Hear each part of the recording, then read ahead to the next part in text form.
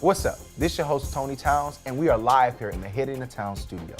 We welcome you to the Hitting the Town special edition of Don't Sleep. A lot has been on my mind lately. My producer, Jesus Heredia, and I decided to go off track for this episode so that I had the opportunity to speak from my heart to you. I appreciate all the loyal followers and supporters of this show and just feel the need to share my honesty.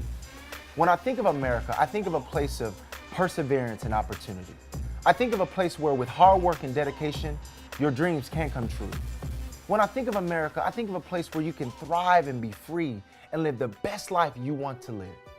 When I think of America, I think of a beautiful country that has so much more potential, that we possess this power to truly and really change the world. When I think of America, I think of failures. I think of mishaps and mistakes, cruelty, profit first, right second. When I think of America, I see us as crusaders for all people's rights, no matter what color, culture, race, gender, religion, or socioeconomic background you are. But then again, are we really that America?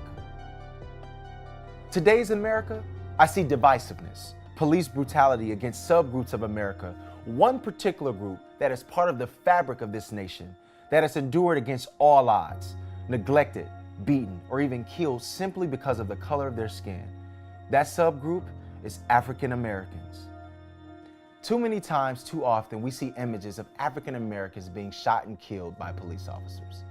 Men, women, and children. And it seems in many cases, not one person is being held accountable for these horrible crimes. Now listen, hear me clearly.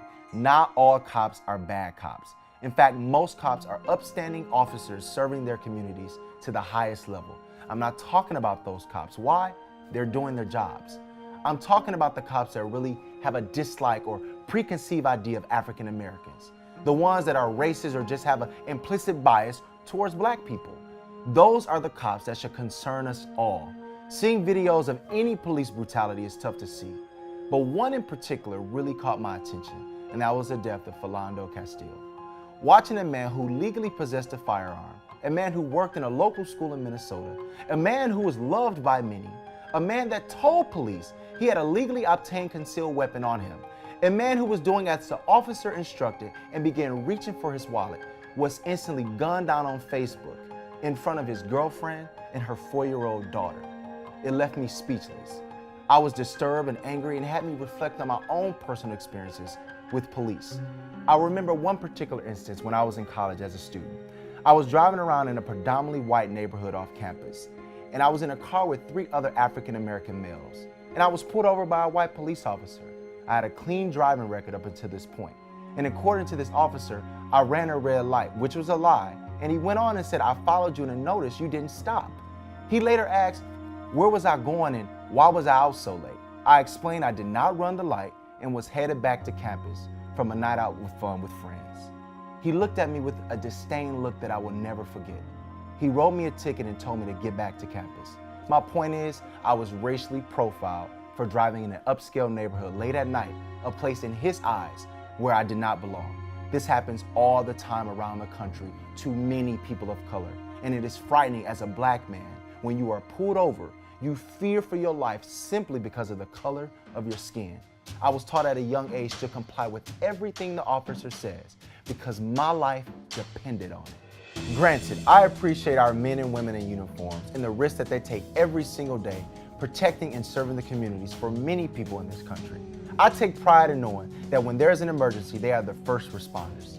I take pride in knowing that many of my own family members and friends serve as police officers and serve in the armed forces protecting this great nation. Police deal with a lot, I understand. It's really a stressful and tough job. Police officers are human beings too, and they're just called to deal with just about everything. You have to have a variety of skills to deal with all the calls and issues that they face. I can't say I know what they go through. I can say I have had my fair share of experiences dealing with racial profiling. It exists, it's real, and let's not, as Americans, be in denial of this. As many of you know, there's a movement sweeping across our nation called Black Lives Matter. As you can see, I'm black. I know it may shock you, but it's true. I know I told some of y'all I was called Blasian, Caucasian, Black, and Asian, and Indian, but black is beautiful. this is serious. America has had its fair share of bad treatment against minorities in this country. It's part of our history. Part of that unfairness helped build this country to what it is today. The reason the Black Lives Matter is so important is time and time again you turn on your TV, you see another African American being shot down by police. Each incident could have been avoided, and each time families across the country are left grieving to no clear understanding as to why their loved ones never made it home. The Black Lives Matter movement tries to reduce the violence of Black people, to fight for the sanctity of Black lives that are not being valued. Of course, all lives matter, but Black lives are under attack, and America, it seems to be looking the other way. The Black Lives Matter movement is bringing attention to this serious issue.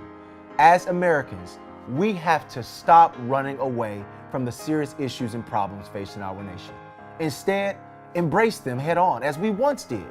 We need to sit down and figure out the problem and create a solution, addressing the social disparities in the Black community.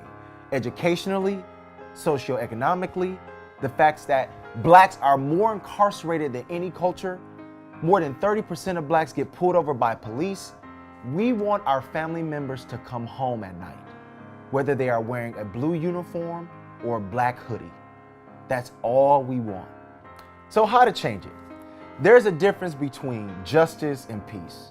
It's not about Blacks against whites or whites against Blacks. When reasoned people remain silent, then yes, we are torn apart. We have to come together. We need our judicial system to work, not politically work. We need a criminal justice system we can count on to work properly and fairly. If not, then you will have people seeking vengeance on their own. Seeking revenge and killing officers is wrong, and it's not the answer. We have to reach out to each other. Let's talk. It's okay to have a constructive conversation that may feel uncomfortable. We need more mental health services for officers. We need more diversity within the police department, and also having those officers live in the communities they serve. We need to have the people trust the officers, and we need the officers to trust the people. Let's talk. I leave you with this. The hope is we will grow from this. We will learn from this. We will come together and demand change across the board, not just for Black lives, but for all lives. But let us not forget how we got here. Let's understand what the Black Lives Matter movement is seeking.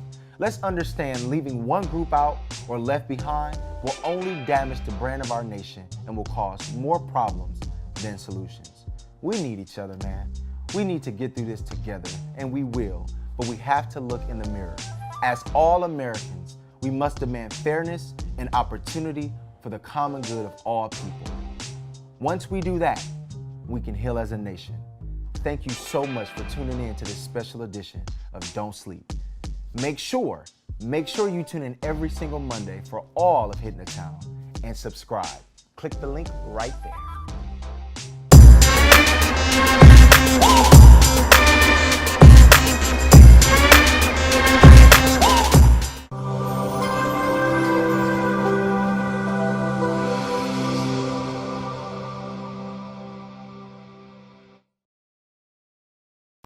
Thank you for watching. Tune in every Monday for a new episode. Please click the link right here to subscribe, and click the link right here to watch our previous videos. See you next Monday for more Hitting the Town.